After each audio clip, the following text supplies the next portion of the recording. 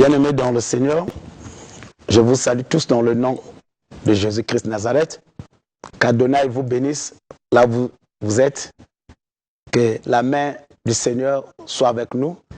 Que cette parole, le Saint-Esprit, soit le seul et l'unique maître guide dans la compréhension et que le Saint-Esprit puisse me conduire également dans sa profondeur. Au nom de Jésus. Amen. Alors, bien-aimés, nous sommes dans la continuité de notre thème, l'homme et sa destinée. Alors, aujourd'hui, nous allons aborder un sous-thème, comment reçu sa destinée prophétique. Le grand thème, c'est l'homme et sa destinée prophétique.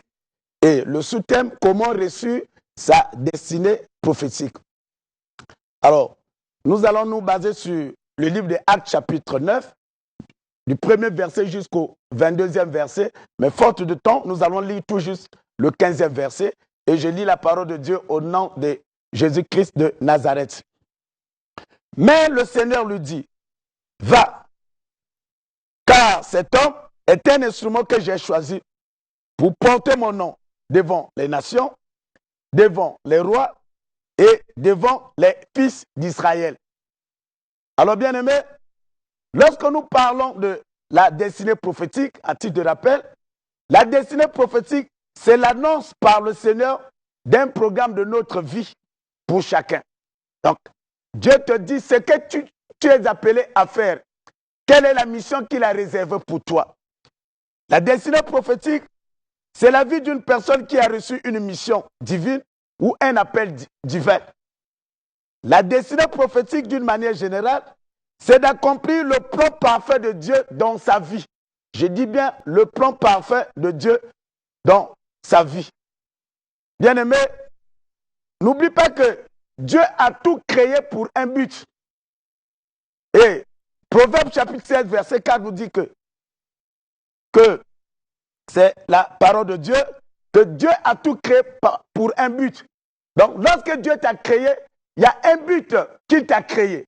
Donc, toi, en tant qu'un être humain, que tu sois chrétien ou non, mais tu es appelé à chercher à connaître la révélation de ta vie. Sans cette révélation, tu vas vivre dans les imitations. Tu vas vivre une vie de complexe. Tu vas emprunter une voie que Dieu ne t'a jamais appelée. C'est là où beaucoup de gens échouent, au bien-aimé. Alors, donc tu dois avoir la connaissance ou l'orientation divine de ta vie. Dieu t'a créé pourquoi? Quel est le but de ta vie? Quelle est la mission que Dieu t'a accordée pour que tu puisses l'accomplir? Voilà le fondement. Écoute-moi, bien-aimé, chrétien, chrétienne. C'est très important pour toi de connaître toutes ces choses. Cherche à connaître la révélation de ta vie. Proverbe chapitre 29, verset 18, nous dit que sans la révélation, le peuple périt. Donc, pas de révélation, c'est une mort pour toi. Parce que lorsque tu n'accompliras pas la mission que Dieu t'a accordée sur cette terre, sache-le que l'enfer t'attend, ô bien-aimé. Alors, j'aimerais te dire une chose. Dieu ne peut rien faire sans l'homme, car celui-ci est son co-ouvrier. Dieu a besoin de l'homme pour accomplir ses plans parfaits, pour accomplir sa mission, pour accomplir beaucoup de choses. Alors, dans cette destinée, il y a deux acteurs principaux. Il y a Dieu qui est l'acteur principal et il y a l'homme que j'ai dit qui est co-ouvrier avec le Seigneur. Dieu a une responsabilité et nous avons ici notre responsabilité. Quelle est la responsabilité de Dieu? La responsabilité de Dieu, c'est de te choisir. Il te choisit pour te faire entrer dans son plan. Donc, quand Dieu te porte le choix et tu reçois là un appel et il va te donner une orientation donnée. Ésaïe 42, verset 1 à 9 nous dit que quand Dieu t'appelle et il te donne la provision. Alors, bien-aimé, maintenant, comment réussir à cette destinée prophétique? La réussite ici, la première de toutes les choses, comme je l'ai dit, tu reçois une orientation. Dieu, la Bible dit que Dieu nous parle à travers les songes. Dieu nous parle à travers les rêves. Dieu nous parle à travers sa parole. Dieu nous parle à travers ses serviteurs. Alors, ce qui s'est passé avec Paul, alors, sur la route de Damas, il va rencontrer le Seigneur.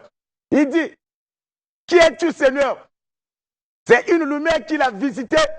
Il dit, c'est moi, Jésus-Christ, que tu persécutes. Va dans cette ville, on te dira ce que tu feras. Et le même Seigneur est allé trouver Ananias pour lui dire, c'est là où nous venons de lire, cet homme c'est un instrument que je vais utiliser pour les nations, pour les rois et pour le peuple d'Israël. Alléluia. Alors, donc comme Dieu lui parle d'aller dans cette ville, de rencontrer quelqu'un, et Dieu en même temps va également pour annoncer cette mission auprès de cet homme. Bien-aimé, je vais te dire ceci. Dans ton parcours, tout ce que tu entreprends, est-ce que tu as reçu l'appel de Dieu? Aujourd'hui, tu es médecin. Est-ce que la médecine est ta vocation? Tu es journaliste. Est-ce que le fait, c'est faire le journaliste, est-ce que c'est ta vocation? Tout ce que tu entreprends, tu es pasteur. Est-ce que c'est ta vocation? N'oublie pas que Dieu accompagne quelqu'un qui l'a appelé. Alléluia. Dieu s'associe avec quelqu'un qui l'a appelé. Dieu donne l'équipement à quelqu'un qui l'a appelé. Vous comprenez? Lorsqu'il a appelé Paul, et il l'a orienté auprès d'Ananias. Et Ananias lui a donné les détails. Qu'est-ce qu'il va faire? Alors, raison pour laquelle, comment réussir cette destinée? Pour réussir à cette destinée, je l'ai dit que tu dois d'abord être le choix de Dieu. Et Dieu t'appelle. N'oublie pas que l'appel est lié à la vocation. C'est un père qui t'appelle. Pasteur Ange, j'arrive. Il dit, bon, viens, va chez ta tante. Tu vas me prendre de l'argent. Donc j'ai écouté la voix du papa. Le père qui m'appelait, il m'envoie chez la tante. Il ne m'envoie pas chez l'oncle. Il ne m'envoie pas chez son ami. Il ne m'envoie pas chez son collègue. Mais il m'envoie chez dit, va chez ta tante. Prends de l'argent. Je sais quelle est la mission que le Père m'a confiée. Alléluia. Nous comprenons que nous ne vivons pas dans cette vie en imitant les autres. Nous ne vivons pas de cette vie en tâtonnant. Lorsque tu as l'appel, quand tu as la vocation, tu ne vas pas tâtonner. Tu sais par là où tu vas orienter. Tu sais par là où tu vas te diriger. Tu sais par là où... Et c'est difficile que tu puisses échouer, bien-aimé. Alors, donc, le premier secret, comment réussir sa destinée prophétique? Donc, tu dois d'abord être appelé et respecter les directives que Dieu t'a données. Respecter les directives que le Saint-Esprit t'a parlé. Et on a dit à Saul, allez, va dans cette ville, on te dira ce que tu vas faire. Et il a été orienté vers Ananias. Paul n'est pas allé chez Jean. Paul n'est pas allé chercher Joséphine. Mais Paul est allé là où Dieu l'a parlé, Dieu l'a orienté et il a respecté ses principes. Alléluia. Il a respecté les signes de l'Éternel. Il n'a pas cherché à aller de gauche à droite. Et quand il a rencontré Ananias, Ananias lui a donné tous les détails. Ananias a prié pour lui. Et dès qu'Ananias a prié, les écailles sont tombées de ses yeux. Est-ce que, bien-aimé, tu as un Ananias pour toi qui est peut-être un mentor? Est-ce que tu as un Ananias de ta vie? Bien-aimé, lorsque Dieu te dit, vas-y, respecte cette parole. Pourquoi Samson a échoué? Bien-aimé, nous avons parlé de Paul. Il a reçu l'appel. Mais quelque part, la Bible dit que il va dire, c'est la parole de Dieu, Paul va dire ainsi. Et dans 2 Timothée chapitre 4 verset 7, que j'ai combattu le bon combat, j'ai achevé ma course, j'ai gardé ma foi. Donc Paul a achevé sa course, Paul est allé jusqu'au bout, il a accompli sa mission. Mais de côté de Samson, ce que Dieu lui avait dit, Samson n'a pas respecté. Et il a trahi, il a donné son secret à Dalila, alors que c'était interdit. Il ne devait pas livrer son secret, parce que tout son ministère, tout son appel se retrouvait à l'intérieur. Et dès qu'il a livré le secret, Nous connaissons comment Samson a terminé sa course. En tant que prisonnier et les yeux crevés. Je n'aimerais pas que tu puisses te retrouver avec les yeux crevés. Je n'aimerais pas que tu puisses terminer ta course dans ta prison.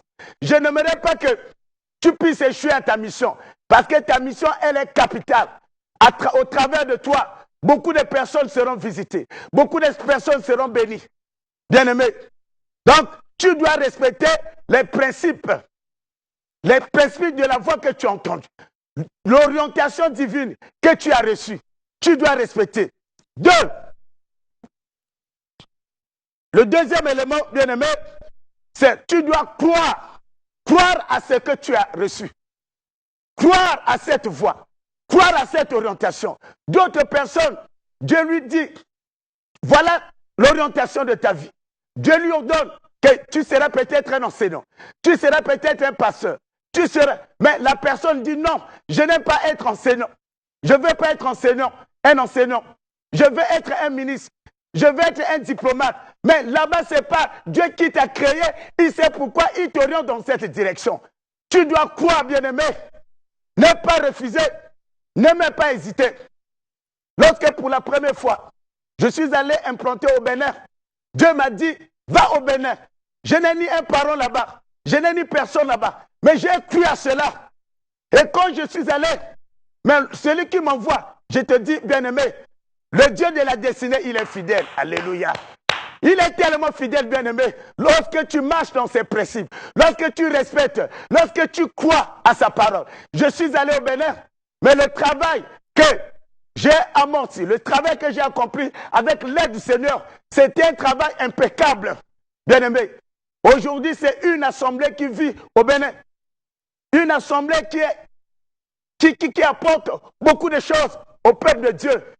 Pourquoi? Parce que Dieu qui m'a parlé, je n'ai pas vu Dieu. Mais dès que j'ai reçu l'orientation, j'ai cru à cela. C'est là où la Bible dit que heureux celle qui a cru. Parce que les choses qui lui ont été dites de la part du Seigneur auront leur accomplissement. Heureux. Lorsqu'on dit heureux, ça dit béni soit celui qui a cru. Alléluia. Celui qui n'a pas vu. Alléluia. Mais il a cru seulement parce qu'il sait qu'il y a une voix qui m'a parlé. Et cette voix, c'est la voix du plus grand esprit. Bien-aimé, que la grâce d'Emmanuel t'accompagne. Pourquoi tu as échoué? Tu as échoué. Ne te lamente pas. C'est là où je vais dire que nous allons essayer un peu de tenter pour dire que, répondre à cela. Est-ce que tout ce qui nous arrive, est-ce que ton échec, tu es en train de mettre ça sur le dos du Seigneur? Tu es en train de dire que Dieu a voulu que ça se passe ici. C'est du faux.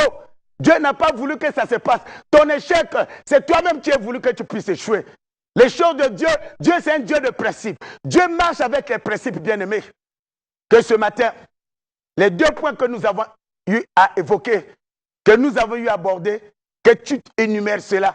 Nous allons parler de quelques points, mais le dimanche prochain, nous allons ajouter encore quelques points. Tu retiens, il faut être l'appel, recevoir l'appel de Dieu. Quand tu reçois l'appel, Dieu va t'accompagner. Alors, là où tu es, alors, est-ce que Dieu t'a demandé de faire la politique? Est-ce que Dieu t'a demandé d'aller quelque part? Alors, si tu as écouté l'appel de Dieu, vas-y. Mais si tu n'as jamais écouté l'appel de Dieu, cherche la face de Dieu, il va te parler.